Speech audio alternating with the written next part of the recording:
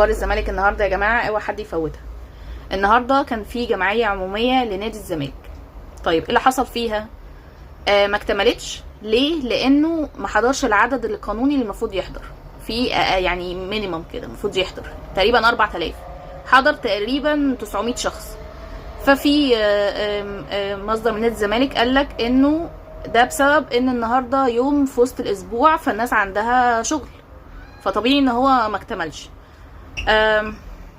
anyway مش مهم قوي، اكيد هيعملوها في يوم تاني. طيب الخبر التاني معانا، بنتايك او وكيل بنتايك بينفي ان في اي تواصل حصل ما بينه وما بين الاهلي، لان هم بيحترموا تعاقدهم جدا مع نادي الزمالك، وان بنتايك بيحب الزمالك جدا وجمهور نادي الزمالك، ومرتبط بعقد مع نادي الزمالك لمدة 3 سنوات، وبالتالي هو محترم ده جدا. هو بيطلب بس انه نادي الزمالك يحترم العقد بتاعه، وان بنتايك حصل على نص مستحقاته بس. طبعا يعني احنا في حالة مالية يرثى لها، وطبيعي ان بنتايك خد نص فلوسه، بس في ناس ما خدتش اصلا. بس اتمنى ان يعني مجلس الاداره يتصرف بقى، ما ينفعش ان نبقى احنا قاعدين في المشاكل دي كتير، لان احنا داخلين بقى على بطولات، احنا داخلين على السوبر المصري يا جماعه، هيتعمل في الامارات، وهنقابل بيراميدز، وبعد كده لما نعدي ان شاء الله هنقابل الاهلي. فحضرتك يعني لازم تكون مخلص مشاكل الفلوس بتاعت اللعيبه دي. ليه؟ عشان ما يبقاش في حجج بقى. تمام؟ يبقى انت ما قصرتش، ما خدناش البطوله بقى لا قدر الله، يبقى انت نفسك ما قصرتش. تمام؟ طيب ايه تاني؟ مصدر بنادي الزمالك بينفي وجود اي عروض رسميه لحسام عبد المجيد. تمام؟ طيب طبعا كلنا عمالين نسمع ان في عرض جاي له مش عارفه منين، من الدنمارك، جاي له عرض منين مش عارف من سويسرا، مش عارف جاي له عرض منين من امريكا. كل الحاجات دي في شنك طبعا، وعارفين هي في شنك ليه، وعارفين هي في شنك من مين، تطلع الاخبار دي ازاي. بس انا هنا بلوم برضو على مجلس الاداره. لما يكون عندك لاعب زي ده مش راضي يجدد، وانا عارفه انا بقول ايه كويس، هو مش راضي يجدد، مش زي ما هو ما بيقول انه مجلس الاداره ما عرضش عليه التجديد. محدش يصدق، محدش يوهمكوا ويصدق. تمام؟ طيب وبتلعبه اساسي كل ماتش، طبيعي ان هو يتنمرض عليك، صح ولا لا؟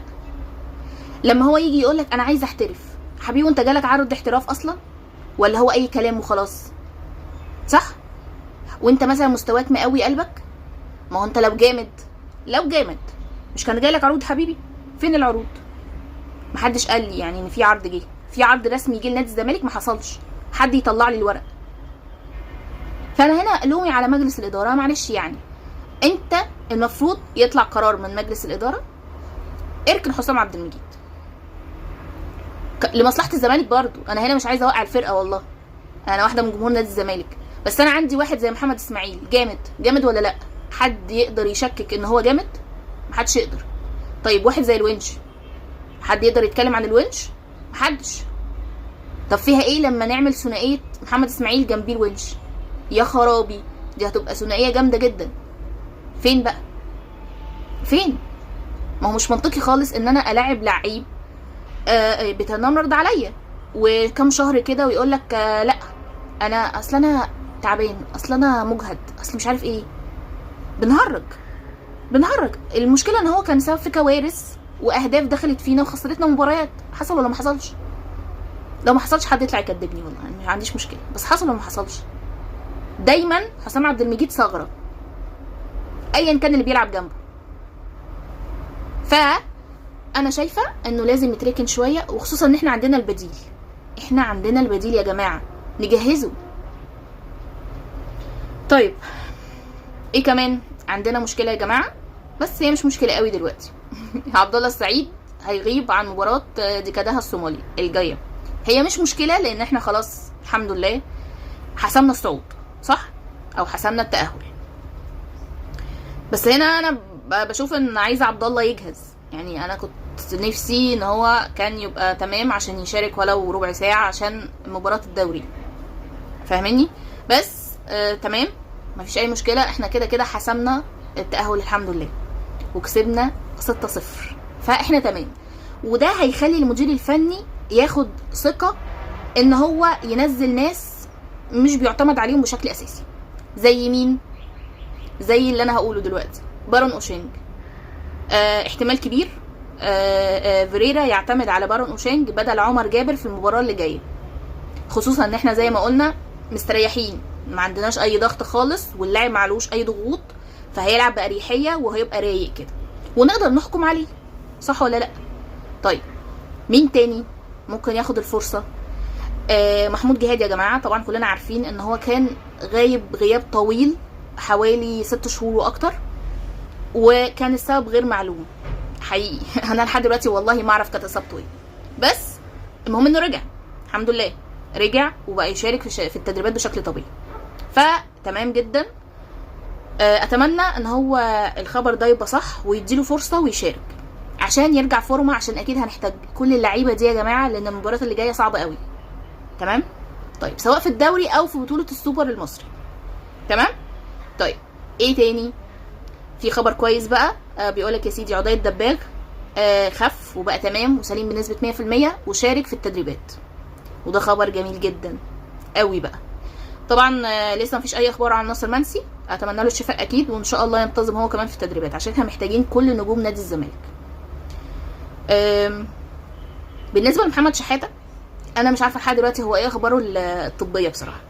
جماعه نفسي يعني الجهاز الطبي في نادي الزمالك لما يكون عندنا اي لاعب مصاب يطلع يقول اصابته ايه وحجم الاصابه هياخد وقت قد ايه، ماشي؟ عشان الموضوع ده بجد بيضايقني، بحس ان احنا عايشين كده،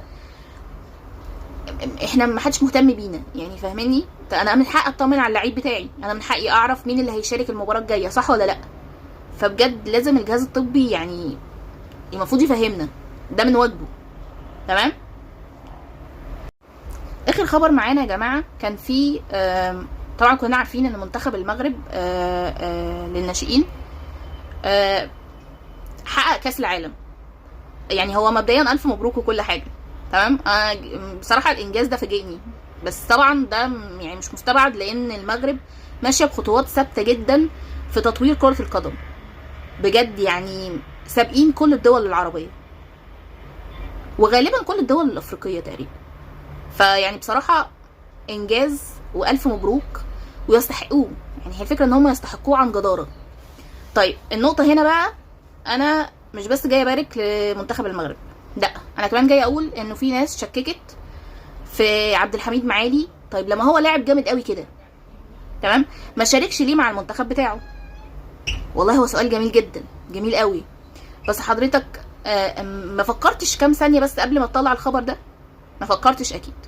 طيب في المسؤول التقني بتاع الجامعه الملكيه لكره القدم في المغرب طلع وقال يا جماعه عبد الحميد معالي لاعب موهوب جدا وموهبه حقيقيه، بس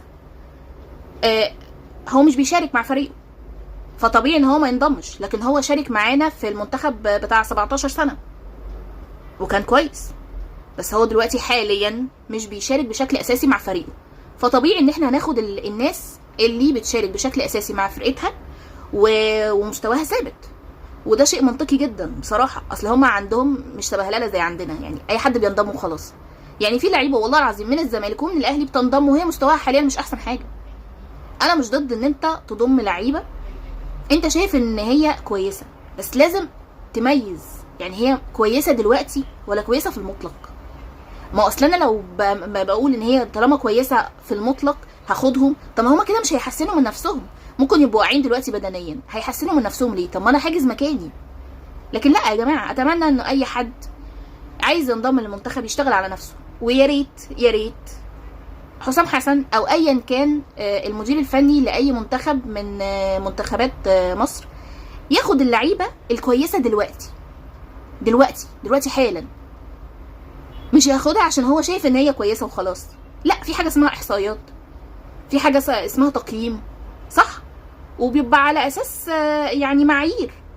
ما ينفعش انت كده سبهلله وتقولي لا انا هاخد ده اصل انا بحبه، انا هاخد ده اصل بيلعب في الاهلي، انا هاخد ده اصل بيلعب في الزمالك، والانديه التانية عادي. طب ما في ام بي وسيراميكا، في اتحاد، في المصري، في كتير.